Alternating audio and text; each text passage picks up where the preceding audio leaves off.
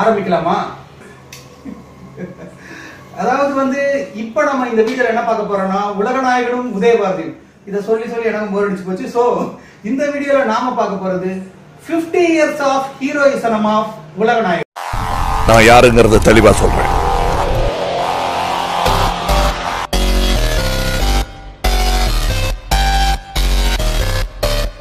வந்து வெறும் தமிழுக்கு தான். ஏன்னா அதுக்கு முன்னாடியே கன்னியாகுமரி படத்துல உலகநாயகன் நடிச்சார். அப்போ பாத்தீங்கன்னா 51 years of heroism. நீயே உனக்கு ராஜா, உனது தலையே உனது கிரீடம் தோழ. ஆனா நம்ம தமிழ்நாட்டு ஜனங்க சூப்பர் ஸ்டார், உலகநாயகன், இளைய திலகம், ஏகப்பட்ட ஹீரோஸ் இருக்கிறாங்க. ஆனா பட்டங்களுக்கு சொந்தக்காரர் உலகநாயகன் தான். சொல்ல போனா சூப்பர் ஸ்டாரும் அவர் தான், அதுக்கப்புறம் உலகநாயகனும் அவர் தான், இப்ப விண்வெளி நாயகனும் அவர் தான். சோ இப்படி வந்து நாங்க சொல்ல போறோம். நாங்க யாரும் ரஜினி சார் தாக்கல, இப்போ சொல்லிட்டோம். அவர் கமல் சாரின் நண்பர், நாங்க என்னைக்கு அவர் தாக்க மாட்டோம். சோ நாங்க இப்ப சொல்ல வர்றது என்னன்னா 50 years of heroism in Tamil Nadu. Not overall நம்ம 51 போயிட்டோம். எழுந்து வாடா, திசைகள் கடந்தும்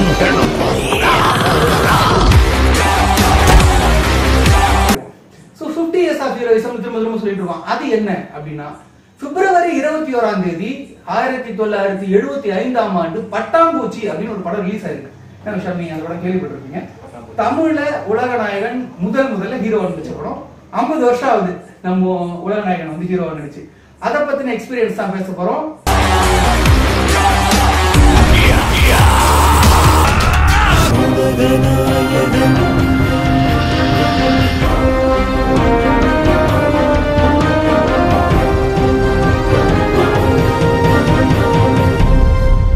நாங்க வந்து கண்டென்ட் என்ன ரெடி பண்ணீங்க அப்படின்னு நம்ம எபிசோட் டைரக்டர் சோனியா வந்து இந்த வீடியோ ஆரம்பிக்கும் போது கேட்டாங்க.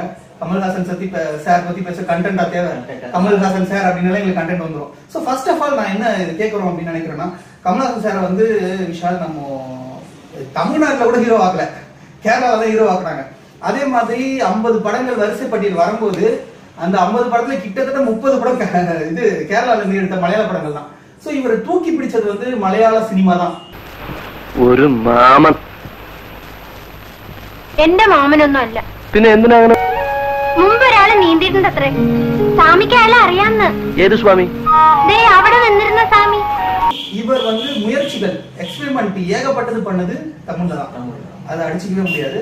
ஸோ ஃபர்ஸ்ட் வந்த பார்த்த நம்ம பட்டாம்பூச்சி படத்தை பத்தி நம்ம ஆல்ரெடி ரிவ்யூ பண்ணிட்டோம், நிறைய பேசிட்டோம் அதை பத்தி. அது இனிமே வரும். ஏன்னா இப்போ வந்து கன்னியாகுமரி வரைக்கும் தான் ரிலீஸ் ஆயிருக்கு நம்மளுடைய உலகநாயகன் உதயபாரதியில. பட்டாம்பூச்சி வரதுக்கு இன்னும் கொஞ்சம் ஒரு 4-5 வாரங்கள் ஆகும். கண்டிப்பா நீங்க பட்டாம்பூச்சி பார்க்கணும். என்ன சொல்லுது? உங்களுக்கு பிரமாதமான எதிர்காலம் இருக்கா, நீங்க பெரிய ஸ்டார் ஆயிடுவீங்கன்னு அவர் எல்லாமே கஷ்டப்பட்டு போட்ட பாதைய ஒழிச்சு பொருளாதாரத்தை நஷ்டமாகி, ஆனா இன்னைக்கு ஃப்ரீயா நடந்து போறானுங்க. அவர் கிண்டல் பண்ணிட்டேன். பாட்டை வச்சு அதே மாதிரி காதல் கொண்டேன்னு கூட வச்சுதான் நிறைய படம், சத்யா படத்தை வச்சுதான் தூர் நல்ல பேர் ஞாபகம் வரும் படம். தில்லு கிட்டத்தட்ட இவர் வச்சு இவர் பண்ணும்போதுதான் அந்த படம் வந்து பெரிய லாபம். 50 வருஷமா ஒருத்தர் ஹீரோவாவே இருக்கிறாரு, இல்ல ஹீரோவா நடிச்சு முடிக்க போறாரு, இன்னமும் கண்டினியூ பண்ணிட்டு இருக்காரு இந்த ஜென்ரேஷன்லயும் அப்படின்னு பாத்தீங்கன்னா அது கண்டிப்பா கமல் சார் மட்டும்தான் இருக்கும் இந்த தமிழ் சினிமால டோட்டலாவே பாத்தீங்கன்னா. சோ நம்ம இவருடைய ஹீரோயிசம் பத்தி இப்ப பேசுவோம். ஒரு ஹீரோ அப்படின்றவன் நான் என்ன கேட்டா என்னன்னா கதாநாயகன், கதையின் நாயகனா இருக்கணும். நாயகனுக்காக கதை இருக்கக்கூடாது. ஒரு 4 பாட்டு வைக்கலாம், அந்த இடத்துல ஒரு ஃபைட் வைக்கலாம். இல்ல கன்னியாகுமரி பார்த்தோம், கன்னியாகுமரி ஒரு மீனவன் எப்படி இருப்பான், ஒரு கல் செதுக்கிறவன் எப்படி இருப்பான், அந்த மாதிரி ஒரு வாழ்க்கை தரம். அவன் போய் வந்து பல்ட்டி அடிச்சு ஃபைட் பண்ற அளவுக்கோ, இல்ல 6 பேக் வச்சுட்டு சும்மா குத்துறதுக்கோ, இல்ல லவ் சாங்க்கு போய் துபாயில போய் டான்ஸ் ஆடுறதுக்கோ கிடையாது. அந்த ஒரு லொகேஷன்ல எப்படி நடிக்க முடியுமோ அப்படி பண்ணிட்டாரு.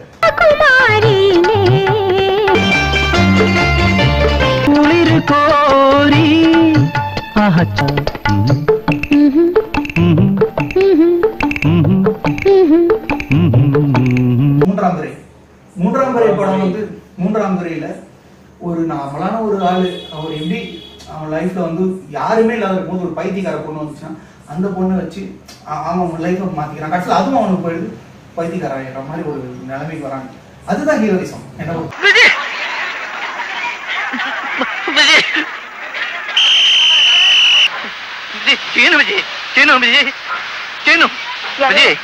யாரோ பைத்தியம் பண்ண இருக்குமா?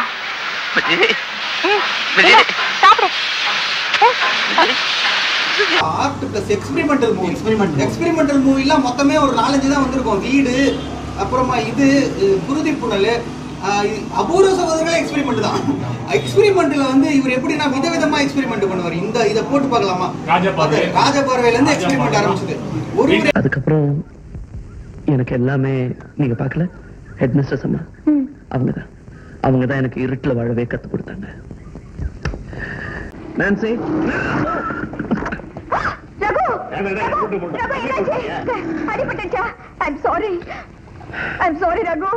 கமல் சாரோட ஹீரோயிசம்ல ஒரு ஸ்பெஷாலிட்டி என்னன்னா, நார்மலாகவே ஒரு ஹீரோ வந்து படம் ஸ்டார்டிங்லேருந்து எண்டு வரைக்குமே அவர் மட்டும்தான் தெரியணும். ஆக்ஷனில், ரொமான்ஸில், அப்புறம் காமெடி மொத்தமே வந்து ஒரு ஹீரோவாக தான் வந்து அந்த படத்தையே வந்து தூக்கி நிறுத்துவாங்க. ஆனால் கமல் சார் அப்படி இல்லை.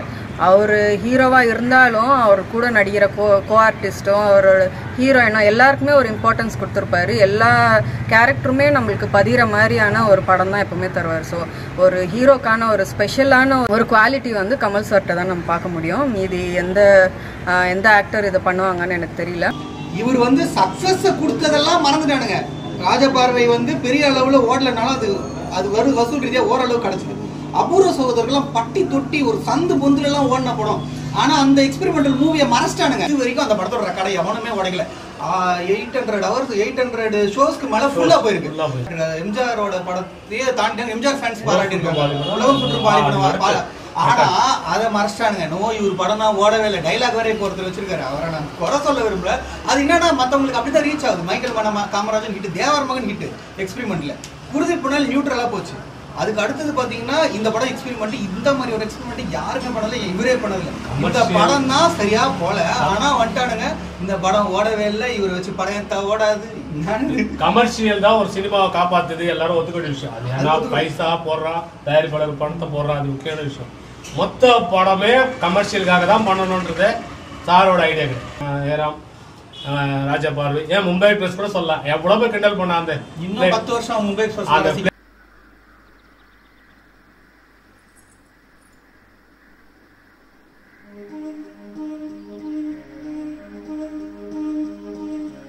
கதைக்கு தேவையான எனக்கு புரியுது, சொல்லத்தான் நினைக்கிறேன். பயங்கரமான உமனைசர்.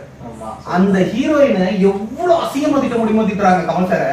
ஆனா என்ன பண்றாருன்னா அதெல்லாம் அக்செப்ட் பண்ணிடுறாங்க. தான் ஹீரோ.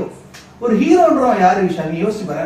ஒரு ஹீரோன்றோம் நான் வந்து நல்ல ரோல் தான் பண்ணுவேன், நான் வந்து கெட்ட ரோல் தான் பண்ணுவேன். பெண்களை தாய் மாதிரி நினைக்க பழகி ஆண்டவன் பெண்களை படைச்சதே அவங்களை அனுபவிக்கணுங்கிறதுக்கு தான். You dirty வுமனைசர்.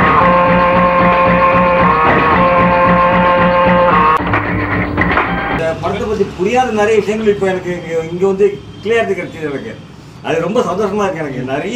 எனக்கு நாலேஜ் இல்லாத பர்சன் தானே. எனக்கு அது பார்க்கும் போது கிடைக்காத நாலேஜ் உண்டு.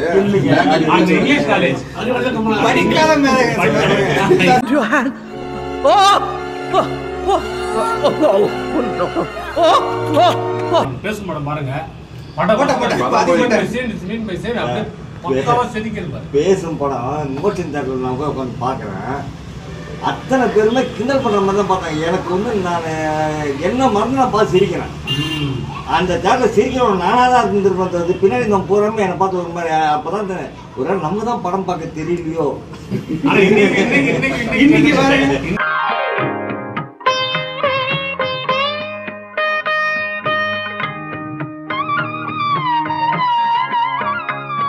நமக்கு தெரியல. நம்ம அதாவது ஓப்பனா சொல்லணும்னா ஒரு விஷயம் நம்ம ஒத்துக்கணும்.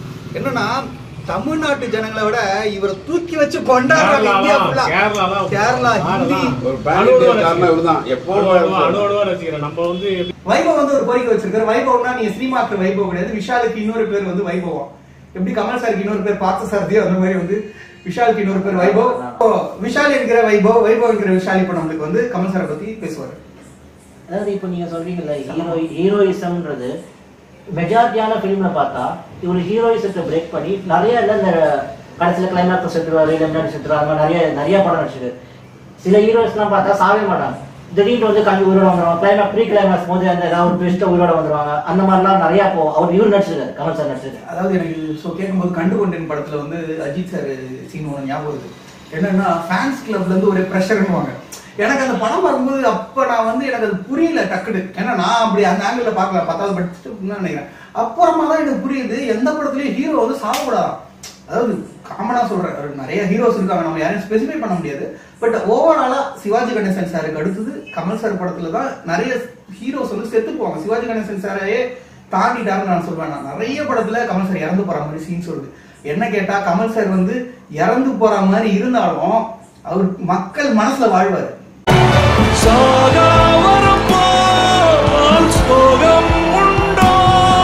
இறந்தும் அங்க நிக்கிறாரு. அது வந்து புரிய மாட்டேங்குது. அதாவது ஈகோவா நினைக்கிறாங்க மத்த ஹீரோஸ்.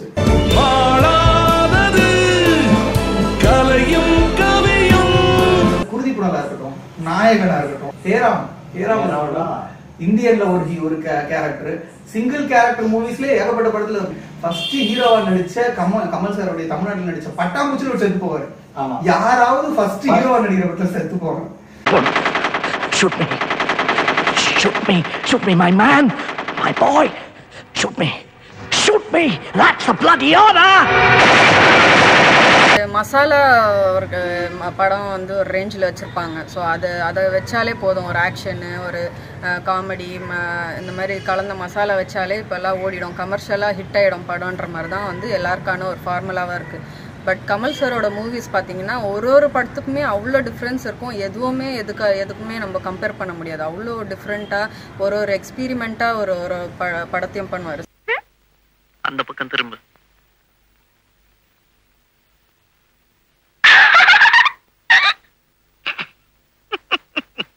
இப்படி இருக்கும்போது என்ன ஆயிடுச்சுன்னா, இப்போ கமர்ஷியல் படம் ஹிட் ஆகுற அளவுக்கு வந்து கமல் சாரோட ஒரு படமும் வந்து ஹிட் ஆகுதான்றது பார்த்தீங்கன்னா கண்டிப்பாக இல்லை. இதில் தான் அவர் டவுன்ஃபால் பார்க்குறாரு. ஏன்னா ஒரு படமும் புரிய மாட்டேங்குது நார்மலாக ஜனங்களுக்கு. ஆனால் அது எப்படி ஆகுதுன்னா, இப்போது ஒரு 10 வருஷத்துக்கு முன்னால் எடுத்த படம் இப்போ தான் எல்லாருக்குமே புரியுது அது என்னன்றதே வந்து அக்செப்ட் பண்ணுறாங்க ஜனங்க. ஸோ அவர் ரொம்ப ஃபார்வர்ட் திங்கிங்காக இருக்கிறதுனால என்னமோ அவரோட படம் டக்குன்னு வந்து யாருக்குமே ரீச் ஆக மாட்டேங்குது. பட் லேட்டர் ஆன் அது ஒரு ஸ்டடியாகவே எடுத்துக்கலாம் அவரோட படம். हमको बहुत डर लगता नाना, बहुत टेंशन है नाना. नाना இந்த உலகநாயகன்ற டைட்டிலுக்கு இவர் மட்டும் தான் தகுதியான ஆளு. மற்ற எல்லாரும் வந்துட்டு இந்த இளைய உலகநாயகன், அடுத்த உலகநாயகன் அப்படிலாம் வந்துட்டு சொல்றாங்க. இதை நான் நிறைய இடத்துல சொல்லணும்னு சொல்லியிருக்கேன். ஏன்னா உலகநாயகன்றது வந்துட்டு அவர் ஏதோ ஒரு படம் நடிச்சு நான் சும்மா ஒரு படம் டைரக்ட் பண்ணி அப்படி வந்தது இல்லை. ஸோ இவருக்கு வந்துட்டு தமிழ் சினிமாவோட மொத்த இந்தியா எல்லா டெக்னாலஜியும் இவருக்கு தெரியும். ஒரு படத்தை பர்ஃபெக்டா ஒரு மக்களுக்கு கொடுக்க வேண்டிய நாலேஜ் இவருக்கு இருக்கு. இந்த மற்ற நாயகர்களை பத்தி அடுத்த உலக நாயகன் அப்படின்றது இதை பத்தி எனக்கு கொஞ்சம் உடன்பாடு கிடையாது. யாருக்குமே கிடையாது, அது அவங்களுக்கே கிடையாது. உதாரணத்துக்கு யார் அதுமே சொல்றாங்களோ அவங்க கிட்ட சிம்பு சாரே வந்து போய் கேட்டதுக்கு திட்டி விட்டாரு. அதெல்லாம் நான் கிடையாது. பார்வை வந்து 1981 வருதுன்னு நினைக்கிறேன். அப்ப 26 வயசு தான் நினைக்கிறேன் இவருக்கு. 100 படங்களை 26 வயசுல நடிச்சவர் யாருமே கிடையாது. 5 லாங்குவேஜ்ல 26 வயசுல 100 படங்கள் நடிச்சவங்க ஒருத்தனும் கிடையாது. பெங்காலில ஹிட் கொடுத்த ஒரே பெங்காலில மட்டும் ஹிட் கிடையாது, எல்லா லாங்குவேஜ்லயுமே சிவாஜி. அதுவும் இன்னொரு விஷயம் ஒண்ணு தெரிய மாட்டேன்னு தெரியல, நிறைய பேர் நமக்கு தெரியாதுன்னு நினைக்கிறேன். தமிழை தவிர்த்துடலாம். ஏன்னா தமிழ்நாட்டுல இவருக்கு மதிப்பே கொடுக்கல. தமிழ்நாட்டை தவிர்த்து ஃபர்ஸ்ட் நடிச்ச மலையாள படமான கன்னியாகுமரி வெள்ளி விழா, அடுத்தது ஆந்திரால அதாவது தெலுங்குல நடிச்ச ஃபர்ஸ்ட் படம் அதாவது அந்துலேனி கதா வந்து கெஸ்ட் ரோல் தான். கெஸ்ட் ரோல் இல்லாம டைரக்டா பண்ண படம் மரோ சரித்ரா. 650 நாள் சென்னையில மட்டும் 596 நாள். 2வது லாங்குவேஜ். 3வது லாங்குவேஜ் கவிதா பெங்காலி படம், ஒரே பெங்காலி படம் தான் பண்ணிருக்கேன். அது ஒன்னே கண்ணே கண்ணு, ஒரு பானை சுட்டு ஒரு படம் மாதிரி பெங்காலில நடிச்ச அந்த ஒரு படமும் வெள்ளி விழா. அடுத்து 4வது ஹிந்தில நடிச்ச ஃபர்ஸ்ட் படம் வந்து ஐநால கூட அவரு அன்கிரெடிட்டட் அண்ட் இதுதான் ஃபர்ஸ்ட் படம். கேட்டா ஏக் துஜே கேலியே 84 வீக்ஸ். அப்படி பார்த்தா இந்த படம் 700 நாள் வந்து 850 நாள் வரைக்கும் ஓடி இருக்கு. கன்னடாவில் நடிச்ச கோகிலா 200 நாள் சென்னையில. சோ இப்படி 5 லாங்குவேஜ்லும் ஃபர்ஸ்ட் படம் சில்வர் ஜூப்ளி கொடுத்தது யாருமே கிடையாது. அப்ப ஒரு ஃபேக் ரிவ்யூ போட்டுக்கிட்டு படம் வந்துட்டு 50 நாள் கூட ஓடி இருக்காது, ஆனா அவ்வளவு கலெக்ஷன் அப்படி அந்த படம் பீட் பண்ணிருச்சு, இந்த படம் பீட் பண்ணிருச்சுன்னு சொல்லும்போது இவர் உண்மையாவே கலெக்ஷன்லாம் தாண்டி சில்வர் ஜூப்ளி கொடுத்த ஒரே இந்தியன் ஆக்டர் இவர் தான். எக்ஸ்பீரிமெண்டலான மூவிஸ், ஆர்ட் மூவிஸ்ன்னு பார்த்தீங்கன்னா இப்போ நான் சொன்ன மாதிரி அது ஹிட் ஆகாது, ரீச் ஆகாது. அதுக்கு மீறியும் வந்து சில படங்கள்லாம் இண்டஸ்ட்ரியல் ஹிட் ஆயிருக்குது. தசாவதாரம், தேவர் மகன், அப்புறம் அபூர்வ சகோதரர்கள். போதும்டா போதும்டா, ஏத்துக்கிட்டதெல்லாம் போதும்டா போதும்டா, இனி ஒரு தேவரமானுக்கு இது நடக்கப்படாதுடா. ஸோ இந்த மூவிஸ் எல்லாம் பார்த்தீங்கன்னா புது ஜேர்னராக இருக்கும், ஒரு புது படமாக ஒரு புது கான்செப்டாக இருந்தாலுமே அவர் அதில் சக்ஸஸ் பண்ணியிருக்காரு. பயங்கர ஹிட் ஆச்சு இந்த மாதிரி படங்கள்லாம். பட் நார்மலாக வந்து மற்ற ஃபேன்ஸோ சரி இல்லை கமல் சாரை நார்மலாக பிடிக்காதவங்கலாம் வந்து இது அவர் எடுத்த படம் எதுவுமே ஓடல, அவர் புதுசாக எக்ஸ்பீரிமெண்ட் பண்ணாலே வந்து ஜனங்களுக்கு புரியாதுன்ற மாதிரி அதை ஃபினிஷ் பண்ணிவிடுவாங்க. ஸோ அவர் அதை மீறியோ எத்தனை ஹிட்டு கொடுத்துருக்காரு. போய் விவசாயம் பாருங்களா ஐயா, உள்ள விஷயங்களை படிக்க வைக்கிறாரு. போதும்டா இது போதும்டா. அதாவது ஒரு அமெரிக்கால ஏதோ ஒரு படம் எனக்கு மறந்துருச்சு, நிறைய படம் டெய்லி வந்து அதை போட்டுட்டு ஒரு 10 நிமிஷம் அதை பத்தி கிளாஸ் எடுக்கிறாங்க. அது நடந்துகிட்டு தான் இருக்கு. எங்க நடக்கலன்னா இங்க நம்ம ஃபேன்ஸ் சண்டை போட்டு இருக்காங்க தமிழ்நாட்டுல, இங்க நடக்கல. ஏன்னா இவங்க இன்னும் வந்து ஃபேன்ஸ் சண்டை தான் போட்டுட்டு இருக்காங்க.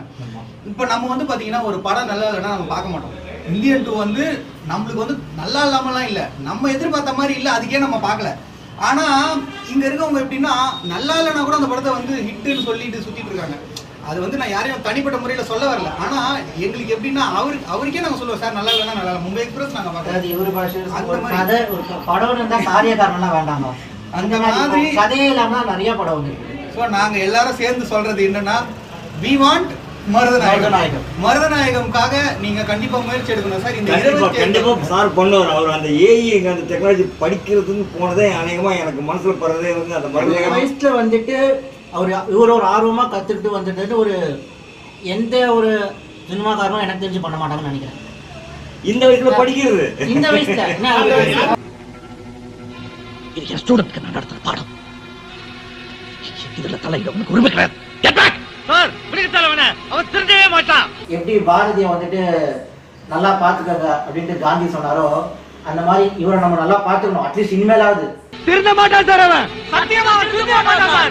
ஏன் திருந்தணும்? திருந்த மாட்டான் சார். ஏன் திருந்தணும்? ஏன் திருந்துவான்?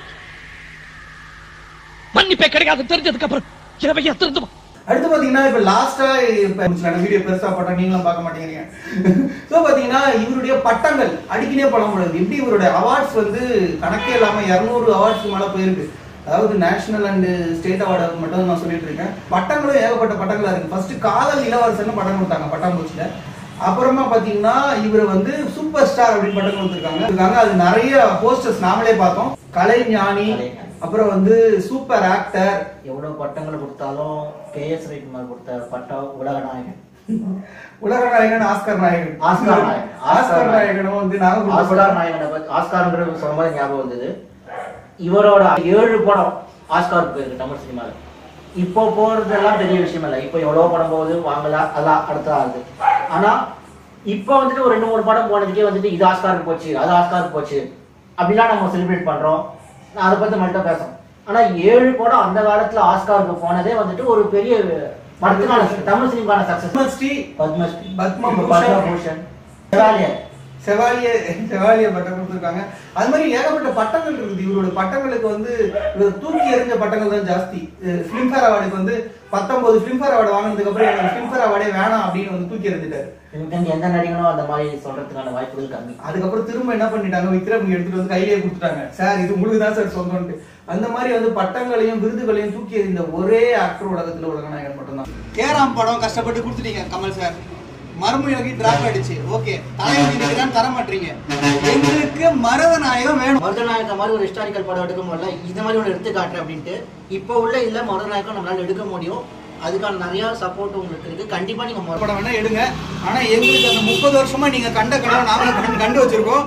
97ல நீங்க போட்ட கதை அந்த மருதநாயகம் பல தடவை வந்து நீங்க முயற்சி பண்ணி ஸ்டாப் பண்ணி எவ்வளவு கஷ்டப்படுறீங்கன்னு தெரியும். அதுக்காக வந்து மர்மயோகி ஸ்டார்ட் பண்ணி அதுல இருந்து ஃபண்ட் ரைசர் ஆகி அது மருதநாயகமா வரும்னு எதிர்பார்த்தோம். இப்ப ஃபண்ட் பண்ணவும் 1000கணக்கான பேர் இருக்காங்க. அந்த படத்தை எடுங்க. அதுல நீங்க நடிச்சாதான் நல்லா இருக்கும். அதுக்காக ஏஎம் பண்றீங்க. எங்களுடைய விருப்பம் வி வாண்ட் மருதநாயகம். மருதநாயகம் மட்டும் இல்ல, எனக்கு மர்மயோகியும் தேவை. அப்படி பார்த்தா தலைவர் நடிக்கிறான்னு தேவையாச்சு. We want Marudhanayagam. எங்களுக்கு மருதநாயகம் வேண்டும்.